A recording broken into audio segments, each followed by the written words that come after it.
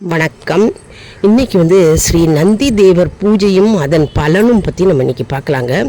அதாவது பிரதோஷ காலத்தில் பிரதோஷ நேரம் இருக்குது இல்லையா, பிரதோஷத்தன்னைக்கு வளர்ப்பிறை தேய்பிறை பிரதோஷம் அன்னைக்கு 4:30லேருந்து 6 மணிக்குள்ளே பிரதோஷ பூஜை நடக்கும் கோவிலில். அப்போ அந்த நேரத்தில் நந்தி தேவரை நம்ம அருகம்புல் மாலை சாத்தலாம். நந்தி தேவரை வணங்கும்போது மற்றும் வில்வ மாலையும் சாத்தலாம். மற்றும் பழ மாலையும் நம்ம நந்தி தேவருக்கு அணிவித்து நம்ம நந்தி தேவரை இரு கொம்புகளுக்கிடையே அந்த பிரதோஷ நேரத்தில் நம்ம வழிபட வேண்டும், நம்ம தரிசனம் செய்ய வேண்டும். அப்படி தரிசனம் செய்தால் நமக்கு என்ன ஆகுமா, சகல நன்மைகள் அடையும். மற்றும் நெய் தீபம், அதாவது ஞானத்தை தரும் நெய் தீபம் ஏற்றலாம். மற்றும் வெல்லம் கலந்த அரிசி அதை கொண்டு நம்ம நைவேத்தியமாக நந்தி தேவருக்கு நம்ம படைக்கணுங்க.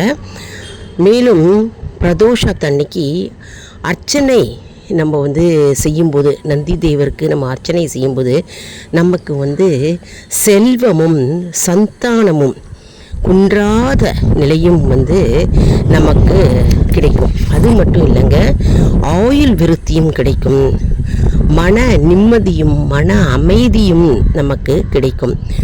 மேலும் பிரதோஷ புண்ணிய காலத்தில் அலங்கார அர்ச்சனை நம்ம பயபக்தியோடு பக்தி ஸ்ரத்தையுடன் நம்பிக்கையோடு நம்ம நந்தி தேவரை நந்தி எம்பெருமானை நம்ம வழிபட்டு நந்தி எம்பெருமான் இரு கொம்புகளுக்கிடையே நம்ம அரணாரை தரிசனம் செய்யும்போது நமக்கு என்ன ஆகும்னா, துன்பங்கள் அனைத்தும் அப்படியே நீங்கும் என்பது ஐதீகம்.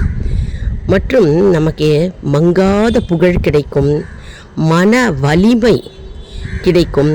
மற்றும் நம்ம நினைத்தது யாவும், நம்முடைய பிரார்த்தனை யாவும் அப்படியே நிறைவேறும் என்பது ஐதீகம். பிறவா நிலை ஏற்படும் என்பது சத்தியமான உண்மையாகுங்க. அதனால் பிரதோஷ வழிபாடு அப்படின்றது அவ்வளவு சிறப்பு மிக்க ஒரு வழிபாடு அப்படின்னே சொல்லலாங்க. பிரதோஷத்தன்னைக்கு கண்டிப்பாக எல்லாரும் நம்ம அருகாமையில் உள்ள கோவிலுக்கு போய் நந்தி தேவரையும் சிவபெருமானையும் நம்ம தரிசனம் செய்யணும். நந்தி தேவரும் சிவபெருமானையும் நம்ம வலம் வரணும். 3 முறை, 9 முறை, 11 முறை, 51, 108 அந்த மாதிரி வலம் வரலாம். மற்றும் நந்தி தேவரை நம்ம தரிசனம் செய்யணும். லைக் பண்ணுங்கள், ஷேர் பண்ணுங்கள்.